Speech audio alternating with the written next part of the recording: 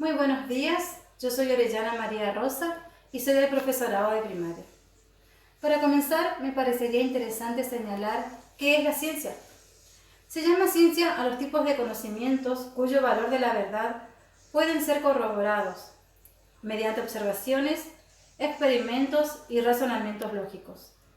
Estos elementos son los que constituyen el método o el conjunto de reglas que otorgan cientificidad a un saber.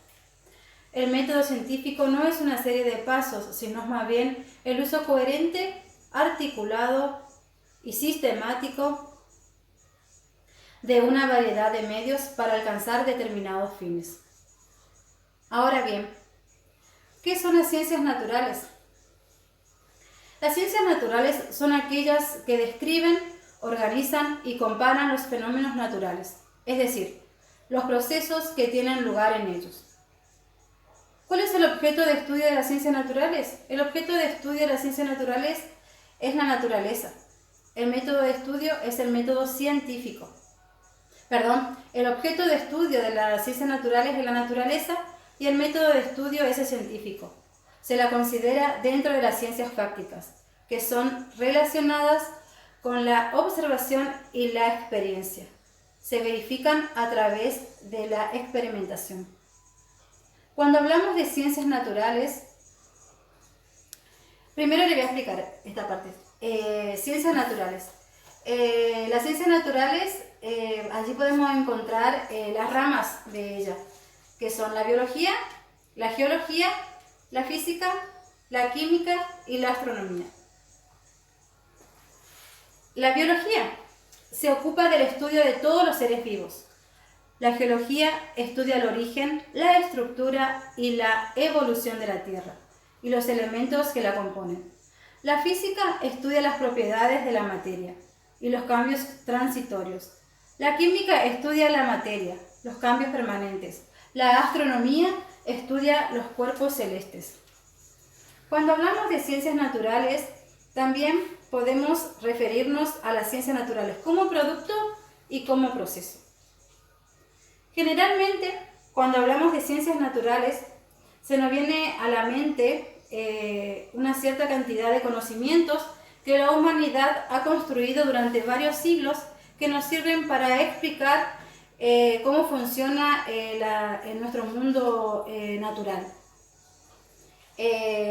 Allí seguramente nos vamos a encontrar con saberes como por ejemplo el concepto de la fotosíntesis, cómo funciona nuestro metabolismo, el sistema digestivo. Todos estos saberes constituyen el producto de las ciencias naturales.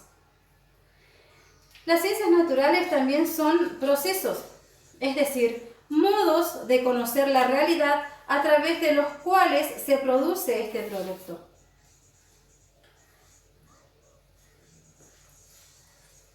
Podemos también decir que los seres vivos, a comparación de otros, es como que creemos que somos muy diferentes unos seres vivos a otros. Pero esto no es así. Los seres vivos compartimos muchas características en común. Entre ellas podemos destacar la estructura y organización, el crecimiento y desarrollo, la respuesta a estímulos o irritabilidad, la homeostasis, el metabolismo, la nutrición, la respiración, la reproducción y la adaptación.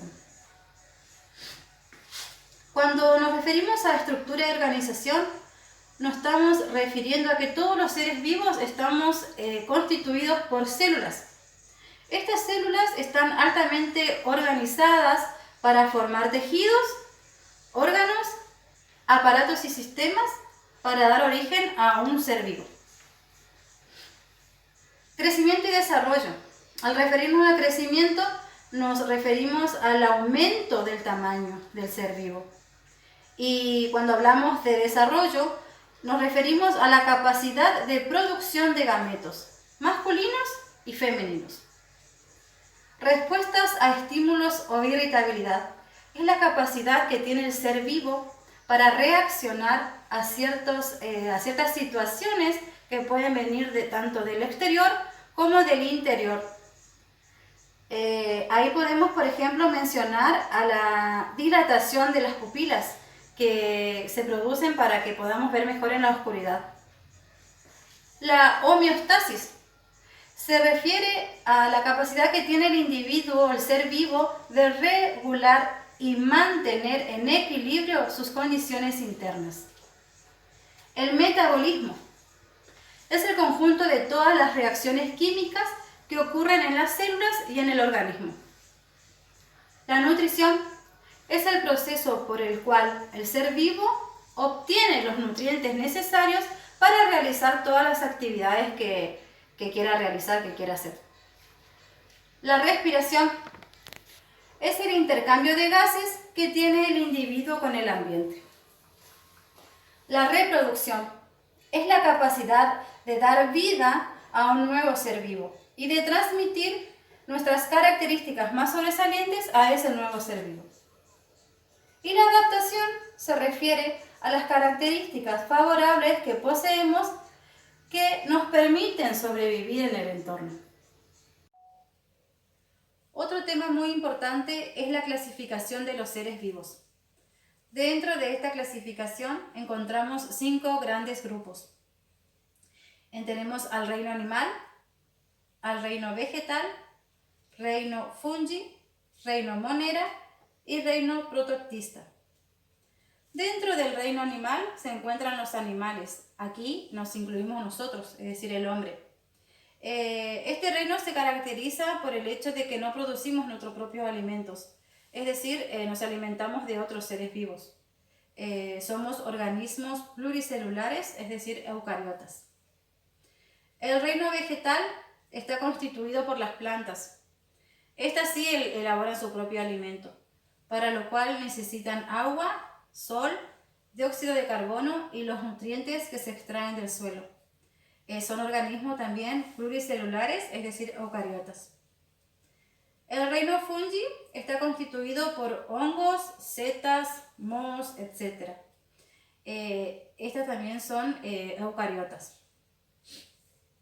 El reino monera, aquí encontramos a las bacterias y estos son organismos procariotas. El reino protoctista, aquí encontramos a los protozoos y a las algas.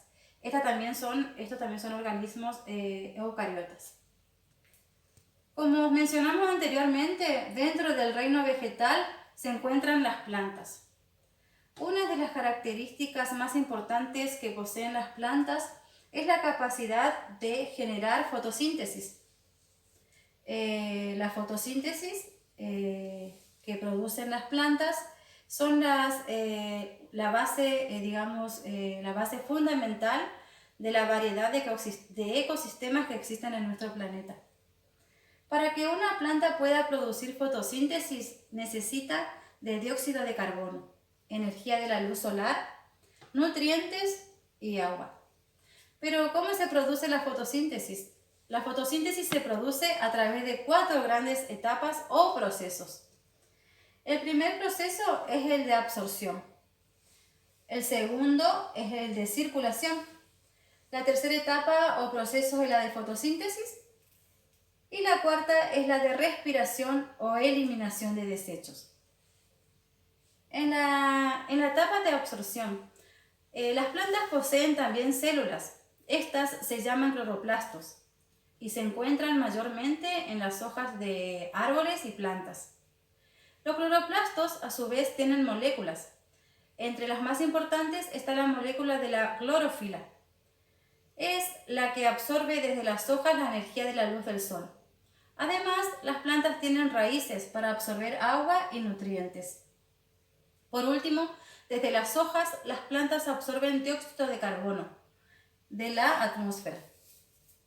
Luego, en el segundo proceso, tenemos la circulación. Con el dióxido de carbono y la energía de la luz solar que absorbe las hojas, no es posible todavía realizar la fotosíntesis. Hacen falta nutrientes. Estos pasan desde las raíces de la planta o el árbol en forma de savia bruta. Es decir, todavía no sirve para el alimento de la planta.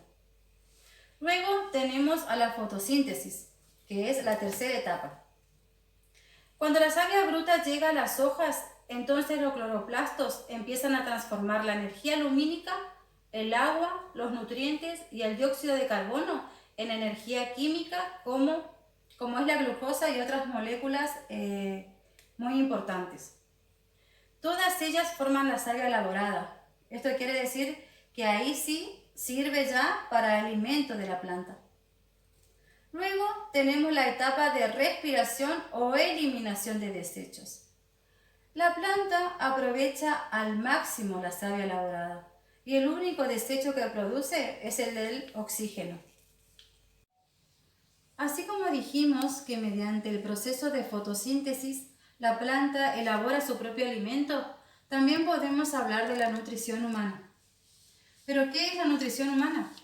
La nutrición es el proceso por el cual los alimentos que ingerimos se absorben y los productos de su degradación se almacenan en los tejidos y órganos de nuestro cuerpo o circulan por la sangre para cumplir diferentes funciones imprescindibles para la vida.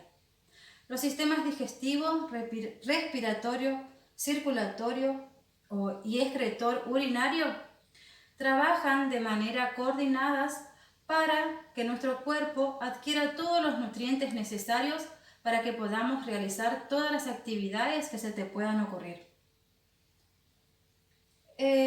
Cuando hablamos del sistema digestivo, tenemos que tener en cuenta que este está formado por un conjunto de órganos de estructura tubular ordenadas en fila, desde la boca hasta el ano.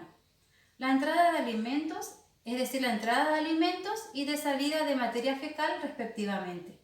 Aquí se transforman los alimentos en sustancias simples o nutrientes. El sistema circulatorio es quien se encarga de repartir todos los nutrientes que el sistema digestivo extrajo del alimento ingerido. El sistema circulatorio es el encargado de transportar nutrientes, oxígeno y sustancias de desecho. El sistema respiratorio. Aquí los nutrientes ya llegaron a las células y para que liberen la energía que contienen es necesario que se combinen con oxígeno. Para ello, el organismo debe procurar este gas presente en el aire y hacerlo llegar al interior de las células. Es en esta donde se produce el importante encuentro entre nutrientes y oxígenos, que da como resultado la liberación de energía, además de dióxido de carbono, agua como desperdicio. El proceso se denomina respiración celular. Luego también tenemos al sistema excretor urinario.